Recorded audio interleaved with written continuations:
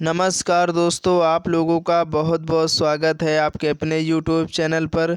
दोस्तों, आज के इस वीडियो में जितने भी दोस्त लोग यूपी पुलिस कांस्टेबल एग्ज़ाम 2024 की प्रिपरेशन कर रहे हैं, उनके लिए दोस्तों हम लेकर गए हैं सामान्य ज्ञान के महत्वपूर्ण प्रश्न। दोस्तों, आज की इस वीडियो में ऐसे क्वेश्चन करने वाले हैं जो आगामी आपका जो एग्ज़ाम है 17-18 फरवरी को होने वाला है, डिक्टो दोस्तों ऐसे ही क्वेश्चन आपको देखने को मिलेंगे आपके एग्ज़ाम में। तो आपको ज़रूर इस वीडियो को मिस नहीं करना है, एक बार शुरू से लास्ट तक पूरा देखना है। अगर दोस्तों आप लोग अगर वर्दी पाना चाहते हैं 2024 में, तो एक एक प्रश्न को रट लेना एग्ज़ाम से पहले, क्योंकि दोस्तों ऐसे ही क्वेश्चन आपके एग्ज़ाम में 17-18 फरवरी को दिखेंगे। तो आपको बिल्कुल भी नहीं भूलना है, इस वीडियो को एक बार देखना।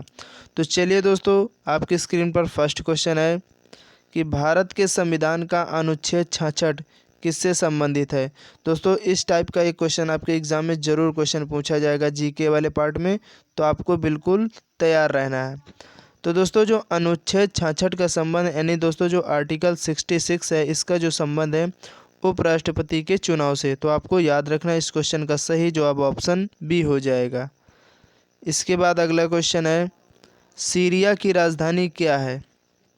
तो दोस्तों, मुद्रा और राजधानी भी संबंधित आपके एग्ज़ाम में दो क्वेश्चन आएंगे, एक मुद्रा से संबंधित और एक राजधानी से संबंधित। तो आप इनको ज़रूर पढ़ के जाइएगा। तो दोस्तों, जो सीरिया है ये दशमिक, जो सीरिया की राजधानी क्या है दोस्तों, दशमिक है। तो आपको याद रखना है। अगर बात करें दोस्तों बीजिंग कहाँ की है, तो बीजिंग जो है ये चीन की है। और अंकारा दोस्तों कहाँ की है, तो ये तुर्की की है। आप इनको लिख लीजिए नोटबुक में। और दशमिक कहाँ की है दोस्तों, तो सीरिया की दशमिक है। तो आपको याद रखना है। इसके बाद दोस्तों अगला क्वेश्चन है, म्यांमार की मुद्रा क्या है। तो दोस्तों, जो अपने भारत देश के पड़ोसी देश हैं, आपको ज़रूर उनकी राजधानी और मुद्रा पढ़ लेना। ज़्यादातर इन्हीं में से आपके एग्ज़ाम में पूछ लिया जाता है। तो आपके जो भारत के पड़ोसी देश हैं, इनको ज़रूर आप पढ़ के जाइएगा। तो दोस्तों, जो म्यांमार की मुद्रा है वो क्या है, तो आपको याद रखना है। इसके बाद दोस्तों नेक्स्ट क्वेश्चन है, अफ्रीका महाद्वीप का सबसे अधिक आबादी वाला देश कौन सा है। तो दोस्तों, अफ्रीका महाद्वीप का जो सबसे अधिक आबादी वाला जो देश है दोस्तों, वो है नाइजीरिया। तो आपको याद रखना है, इस क्वेश्चन का सही जवाब ऑप्शन बी हो जाएगा। इसके बाद अगला क्वेश्चन है, कौन सी नदी बंगाल की खाड़ी में नहीं गिरती है। आपको बताना है दोस्तों, इन चार ऑप्शंस में से ऐसी कौन सी नदी है जो बंगाल की खाड़ी में नहीं गिरती है। तो दोस्तों, वो है नर्मदा नदी। ठीक है, बाकी ये तीनों कहाँ पर गिरती हैं दोस्तों, तो ये बंगाल की खाड़ी में गिरती हैं। तो आपको याद रखना है, कावेरी, कृष्णा, गोदावरी, तीनों नदियाँ बंगाल की खाड़ी में गिरती हैं, नर्मदा नदी बंगाल की खाड़ी में नहीं गिरती है। इसके बाद दोस्तों अगला क्वेश्चन है कि भारत और पाकिस्तान के बीच किस वर्ष शिमला समझौते पर हस्ताक्षर किए गए थे। दोस्तों, आपके एग्ज़ाम के लिए क्वेश्चन इंपॉर्टेंट है और ये आपके प्रीवियस ईयर में पूछा गया क्वेश्चन है कि भारत और पाकिस्तान के बीच जो शिमला समझौता हुआ था, उस पर हस्ताक्षर कब किए गए थे। दोस्तों, 1972 में भारत और पाकिस्तान के बीच जो शिमला समझौता हुआ था, उसमें 1972 में हस्ताक्षर किए गए थे। तो आपको बिल्कुल याद रखना है। इसके बाद नेक्स्ट क्वेश्चन है, उत्तर प्रदेश का कौन सा जिला बुंदेलखंड क्षेत्र का हिस्सा है। तो दोस्तों, उत्तर प्रदेश का जो ज़िला है महोबा, ये बुंदेलखंड क्षेत्र का हिस्सा है। तो आपको याद रखना है। इसके बाद अगला क्वेश्चन है, मृदा जिसमें मुख्य रूप से पोटास की कमी है, उत्तर प्रदेश के किस ज़िले में पाई जाती है। दोस्तों, मृदा से संबंधित आपके एग्ज़ाम में आपके सिलेबस में टॉपिक भी है, तो यहाँ से एक क्वेश्चन आपके एग्ज़ाम में 100% पूछा जाएगा। तो आपको मृदा वाला चैप्टर पढ़ के जाना है। तो दोस्तों, जो यहाँ पूछा गया है कि मृदा जिसमें मुख्य रूप से पोटास की कमी है, उत्तर प्रदेश के किस ज़िले में पाई जाती है। तो दोस्तों, ये जौनपुर में पाई जाती है। इस क्वेश्चन का सही जवाब ऑप्शन ए हो जाएगा। इसके बाद दोस्तों अगला क्वेश्चन है, तीसरी बौद्ध परिषद या तीसरी बौद्ध संगीति किस शहर में आयोजित की गई थी।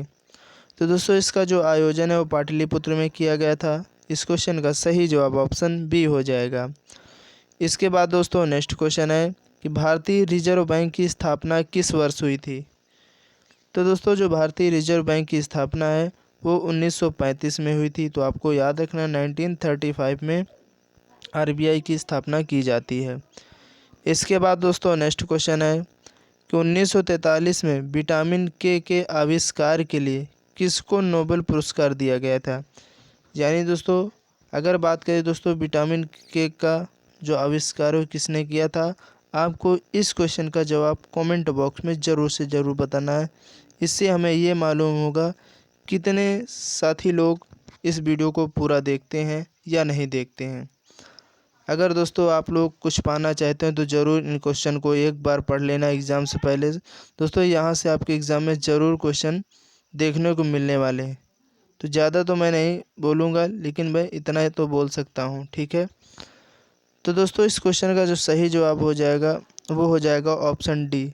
डोइजी डैम को दोस्तों नोबेल पुरस्कार दिया गया था, तो आपको याद रखना है।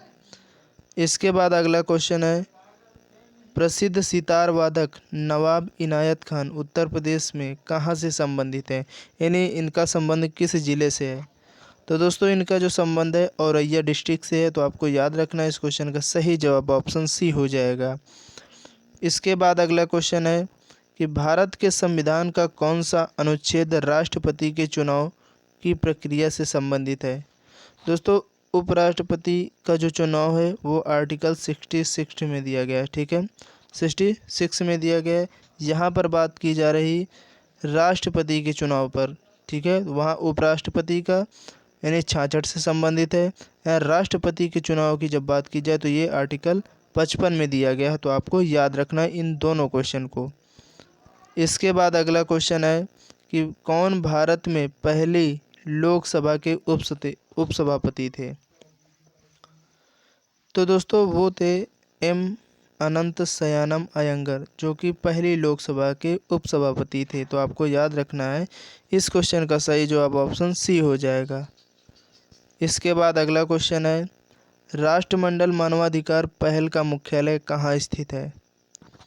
तो दोस्तों जो राष्ट्रमंडल मानवाधिकार पहल का मुख्यालय यानी हेडक्वार्टर है दोस्तों, वो है नई दिल्ली में। तो आपको याद रखना है। इसके बाद अगला क्वेश्चन है, कौन सा देश उत्तर प्रदेश से सीमा साझा करता है। तो दोस्तों जो हमारा भारत देश है इससे 8 राज्य और 1 देश यानी कुल मिलाकर 9 जो हैं वो हमारे देश से सीमा साझा करते हैं, ठीक है। तो आपको याद रखना 8 राज्य हैं भारत के, 8 राज्य उत्तर प्रदेश से और 1 देश है। तो आपको याद रखना। इसके बाद दोस्तों इस क्वेश्चन का सही जवाब हो जाएगा ऑप्शन सी हो जाएगा नेपाल। इसके बाद दोस्तों अगला क्वेश्चन है, नेपच्यून के अलावा अन्य किस ग्रह को नीला ग्रह कहते हैं। तो दोस्तों नेपच्यून के अलावा अन्य किस ग्रह को नीला ग्रह के नाम से जानते हैं। तो पृथ्वी को भी नीला ग्रह कहा जाता है। तो आपको इस बात को बिल्कुल याद रखना है। नेपच्यून को तो कहा ही गया है नीला ग्रह, लेकिन उसके साथ साथ पृथ्वी को भी नीला ग्रह के नाम से हम लोग जानते हैं। इसके बाद दोस्तों अगला क्वेश्चन है, क्यों क्यों लड़की नामक पुस्तक के लेखक कौन है। दोस्तों जो क्यों क्यों लड़की नामक पुस्तक है इसके जो राइटर हैं वो कौन है। तो दोस्तों इसके जो राइटर हैं महाश्वेता देवी। आपको याद रखना है जो महाश्वेता देवी हैं ये क्यों क्यों लड़की नामक पुस्तक की लेखक हैं। इसके बाद दोस्तों नेक्स्ट क्वेश्चन है, मौर्य राजवंश के अंतिम शासक कौन थे। तो दोस्तों जो मौर्य राजवंश के अंतिम शासक थे वो बृहद्रथ थे। तो आपको याद रखना है। इसके बाद दोस्तों नेक्स्ट क्वेश्चन है, आज की इस वीडियो का क्वेश्चन 20 है दोस्तों, ये लास्ट क्वेश्चन है कि काली मिट्टी को क्या कहते हैं। दोस्तों काली मिट्टी को और किस नाम से हम लोग जानते हैं। तो दोस्तों काली मिट्टी को हम लोग रेंगुर मिट्टी के नाम से जानते हैं। तो इस क्वेश्चन का जो सही जवाब हो जाएगा वो हो जाएगा ऑप्शन सी। उम्मीद करते हैं दोस्तों ये क्वेश्चन आपके एग्ज़ाम में 100% यहाँ से 2-3 क्वेश्चन आपके एग्ज़ाम में डिक्टो फंसने वाले हैं। ये मैं दोस्तों आप लोगों को गारंटी दिला सकता हूँ, ठीक है। ये बात तो दोस्तों आप लोगों को तब पता चलेगी जब आप एग्ज़ाम में 17 या 18 फरवरी को एग्ज़ाम दोगे, तभी पता चलेगी सर क्या कह रहे थे क्या नहीं कह रहे थे, ठीक है।